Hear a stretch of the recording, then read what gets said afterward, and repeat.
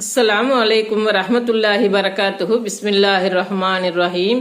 அன்பான சகோதர சகோதரிகளே, எல்லாம் வல்ல அல்லாஹ்வின் நல்லடியார்களே, இன்று நாம் காண இருக்கும் தலைப்பு வெறுக்கப்பட்ட தீய குணங்கள். அல்லாஹ்வின் தூதர் ஸல்லல்லாஹு அலைஹி வஸல்லம் அவர்கள் ஹஜ்ஜு பெருநாள் அல்லது நோன்பு பெருநாள் தினத்தன்று முசல்லா எனும் தொழுகை திடலுக்கு புறப்பட்டு வந்தார்கள். ஆண்களுக்கு உரை நிகழ்த்திய பிறகு பெண்கள் பகுதிக்கு சென்று, பெண்கள் சமூகமே, தான தர்மங்கள் செய்யுங்கள், ஏனெனில் நரகவாசிகளில் நீங்களே அதிகமாக இருப்பதை எனக்கு காட்டப்பட்டது என்றும் குறிப்பிட்டார்கள். அல்லாஹ்வின் தூதரே, ஏன் எங்களுக்கு இந்த நிலை என பெண்கள் கேட்டதும், நீங்கள் அதிகமாக சபிக்கின்றீர்கள்.